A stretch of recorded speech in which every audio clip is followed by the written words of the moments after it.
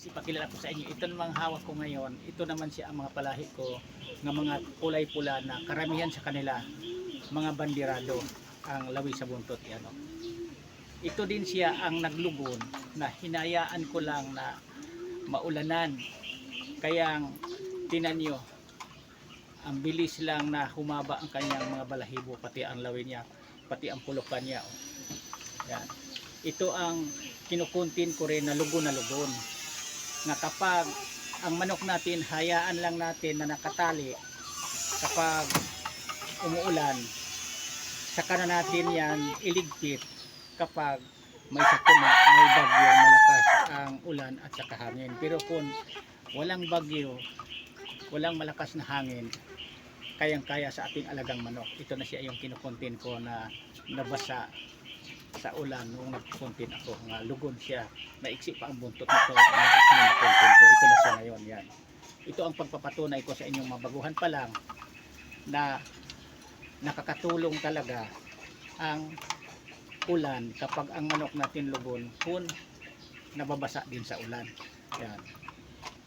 Ito siya. At saka hindi ito sila nagkaroong sipon kahit laging nababasa sa ulan tuwing umuulan, dahil ang mga linyada nito, ang ginagamit kong ina nito at saka ang ama niya, hindi rin mga sakitin, healthy, nagsiglakihan, hindi nakaranas ng sipon, anumang mga sakit-sakit. Kaya itong mga anak nila mataas din ang resistensya, kahit nababasa lang ulan hindi nagkaroon ng sipon.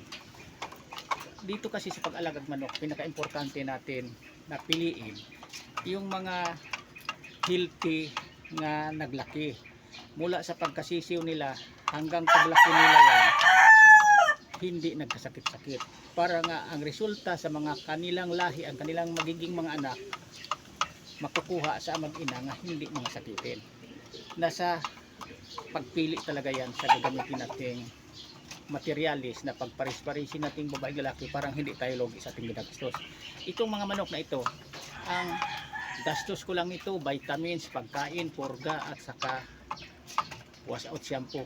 Pagpaliguan ko sila, may halo ang tubig na wash out shampoo, ilang binibili ko, at saka purga, vitamins at saka feeds, pagkain, pang maintenance. Pero sa sasabihin na bumili ako nila nito ng pang sipon, pang gamot-gamot, hindi ako nakagamot-gamot ito sa sipon, dahil hindi sila nagkasakit ng sipon mula pagkasisip hanggang 1 taon mahigit na ang edad nito.